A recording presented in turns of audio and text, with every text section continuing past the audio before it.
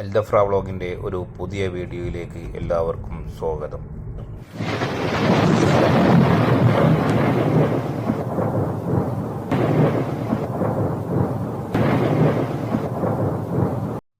അബുദാബിയിലെ ബദാസായിദിൽ നിന്ന് 100 കിലോമീറ്ററോളം സഞ്ചരിച്ചാൽ കിട്ടുന്ന ലിവ എന്ന സ്ഥലത്തുപെട്ട അൽമാരിയ എന്ന സ്ഥലത്തേക്കായിരുന്നു ഇന്നത്തെ എൻ്റെ യാത്ര. 2-3 ദിവസമായി ഇവിടെ വളരെ ശക്തിയേറിയ തണുപ്പാണ് അനുഭവപ്പെടുന്നത്.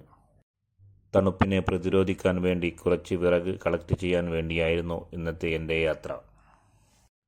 വൈകിയ സമയമായതിനാൽ സൺസെറ്റ് വളരെ ഭംഗിയായി അവിടുന്ന് വീക്ഷിക്കാമായിരുന്നു. ഈ വലത് സൈഡിൽ കാണുന്ന ചുറ്റുമതിൽ ഇവിടുത്തെ ഖബറിസ്ഥാനാണ്. 2-3 ജനാസകൾ മാത്രമാണ് ഇവിടെ മറവ് ചെയ്യപ്പെട്ടിട്ടുള്ളത്.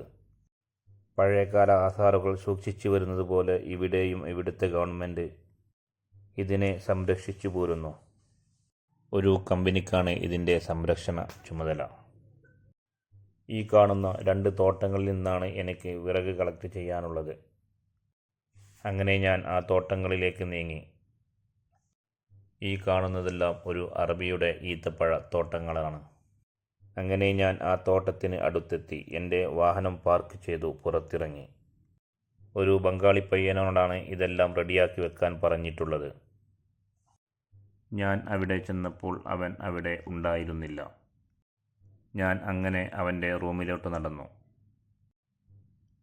അവിടെയും അവനെ കാണാത്തതുകൊണ്ട് ഞാൻ അവനക്ക് ഫോൺ വിളിച്ചു. അങ്ങനെ 5 മിനിറ്റിനുള്ളിൽ തന്നെ അവൻ എൻ്റെ അടുത്തെത്തി. 2 ദിവസം മുന്നേ തന്നെ അവൻ ഇതെല്ലാം കൊത്തി ചെറുതാക്കി വെച്ചിരിക്കുന്നു. ഇനി ഇതിനെ ചെറിയ ചെറിയ കെട്ടുകളിലാക്കി നമ്മുടെ വാഹനത്തിലേക്ക് ലോഡ് ചെയ്യണം. ഇതുപോലെ ചെറിയ ചെറിയ കഷ്ണങ്ങളാക്കി ഒരു കെട്ടിൽ 5 പീസ് വെച്ച് പാകിസ്ഥാനികൾ റോഡ് സൈഡിൽ വിൽക്കുന്നതായി ഞാൻ കണ്ടിട്ടുണ്ട്.